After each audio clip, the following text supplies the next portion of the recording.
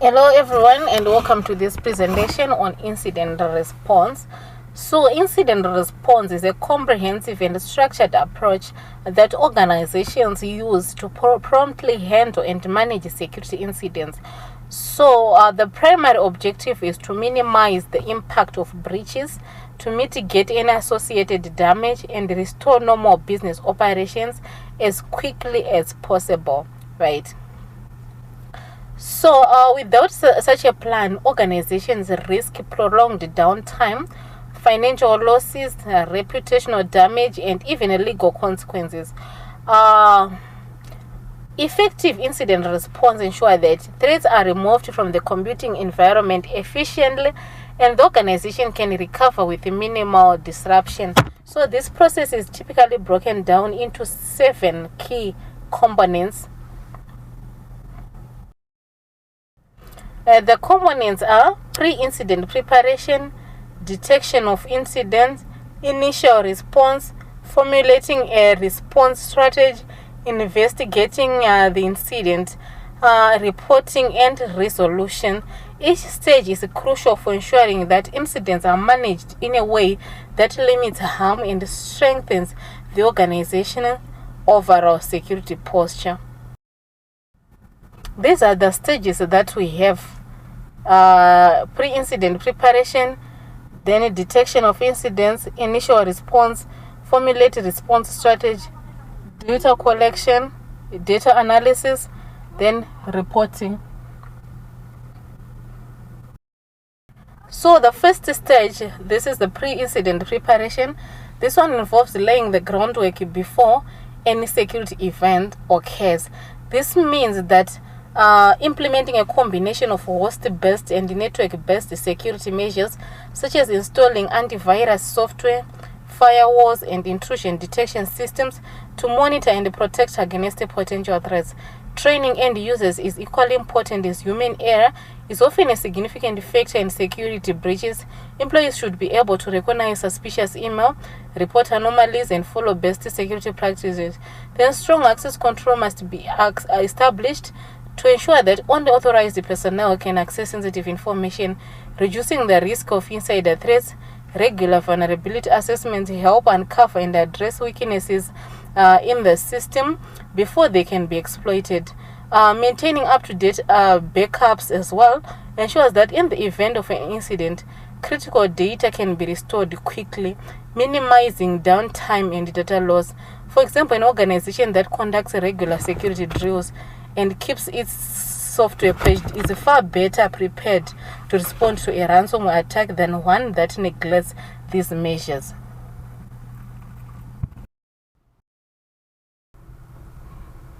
Then the second stage is a detection of incidents. This is about recognizing when a security event has occurred and gathering essential information to inform the response. Accurate and timely detection is vital, as the sooner an incident is identified, the faster it can be contained. Key details that should be recorded include the current time and date, who or what reported the incident, the nature and scope of the incident when it occurred, and which hardware or software systems are involved. Identifying the appropriate points of contact among personnel is also crucial for coordinating a swift response. For example, if a suspicious network intrusion is detected by the intrusion detection system, logging all relevant detail and immediately notifying the IT security team ensures that the incident can be investigated and contained before it escalates. So inadequate detection and poor communication can lead to confusion, delays, and a greater risk of damage spreading throughout the organization.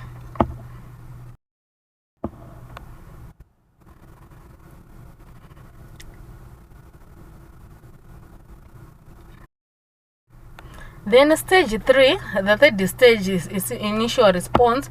This one focuses on gathering enough information to understand the incident and determine the appropriate next steps without making hasty changes that could compromise evidence. So this begins with assembling the computer security incident response team, right, whose members bring together the technical, the legal, and managerial expertise needed to handle the situation. The team collects network data, system logs, and other relevant information to determine the type and scope of the incident and to assess its potential impact. For example, if a malware infection is suspected, the CSIRT would gather logs from affected machines and network devices to trace the source and spread of the infection. Then, during this phase, the responders should avoid altering the affected system until all necessary information is collected, as premature action can destroy evidence needed for later analysis or legal proceedings. Then stage 4 is formulating a response strategy. This involves considering all the circumstances surrounding the incident to decide on the best course of action. This requires evaluating how critical the affected systems are to business operations, how sensitive the compromised or stolen information is, and who the potential perpetrators might be. Other factors include whether the incident has been made public, the level of unauthorized access gained by the attacker, the apparent skill level of the attacker, the amount of system and user downtime, and the overall financial loss. For example, if a breach involves a sensitive customer data and is likely to attract media attention, the response strategy must include public relations and legal considerations in addition to technical containment. So the strategy should be quantified by weighing the pros and cons of various actions, such as the estimated dollar loss, the impact of network and user downtime, regulatory requirements for reporting, and the potential reputational harm from public disclosure. Legal and administrative actions, including pursuing legal remedies against perpetrators or revising internal policies, may also be necessary depending on the situation.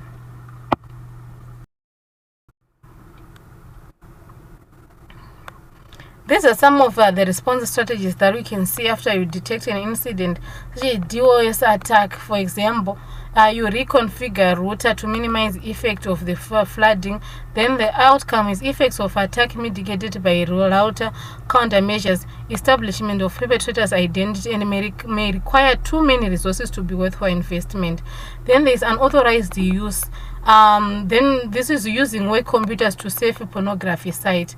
Possible forensic duplication and investigation, then interview with suspects. This is a response strategy, and a likely outcome is given as the perpetrator identified and evidence collected for disciplinary action.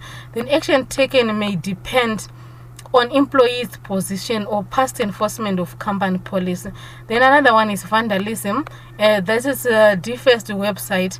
So response strategies to monitor website, repair website, investigate website while it is online, implement website refresher program. Then the likely outcome will be website restored to operational status. Decision to identify perpetrator may involve law enforcement.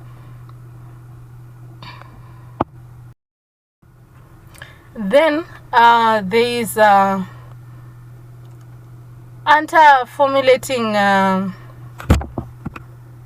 We explained this, and under the stage of formulating a response strategy, where we were talking about the estimated dollars loss and the network downtimes and its impact on operations.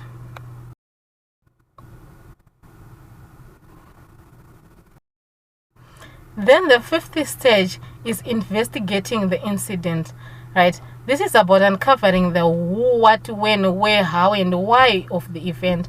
This investigation is typically divided into two main activities. There is data collection that involves gathering all relevant logs, system images, and other evidence from affected systems and networks. So forensic analysis is the other phase.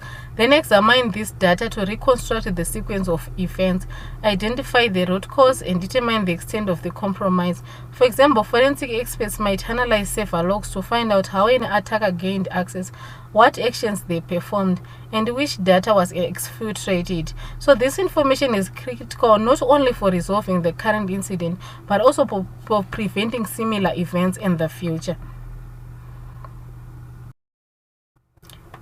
reporting the sixth stage is essential for documenting the incident and the organizational response. So effective reporting ensures that all findings are recorded promptly, clearly, and in a standardized format, making it easier for management, legal teams, and regulators to understand what happened and how it was addressed. So immediate documentation is important because details can be forgotten or overlooked as time passes. Clear and concise reports are also valuable for post-incident reviews and for fulfilling any legal or regulatory obligations the organizations may have. For example, after a data breach, a well-written report can help the organization demonstrate compliance with the data protection laws and provide evidence of due diligence in court if necessary. And then the final stage is resolution. This one focuses on recovering from the incident and strengthen security to prevent future occurrence. Disaster recovery planning is put into action to restore critical systems and operations, which may involve scrubbing or reimaging infected system, restoring data from backups, and notifying affected users or owners. So the organization should also use the lessons learned from the incident to improve its security posture. This includes identifying any underlying or systemic causes of the incident, updating security policies and procedures, and implementing additional protection is needed. For example, if the incident revealed a gap in user training, the organization might introduce more comprehensive security awareness programs. It is important to contain the problem, solve it, and take steps to prevent recurrence by addressing host-based vulnerabilities, applying network-based countermeasures like updated access control list or firewalls, assigning responsibility for corrective actions, tracking progress, and validating the effectiveness of all remedial steps.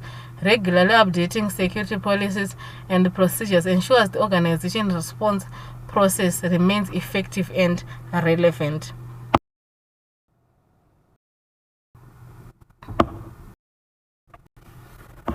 So in conclusion, a well-structured incident response process is vital for minimizing the impact of security incidents and ensuring a swift return to normal operations.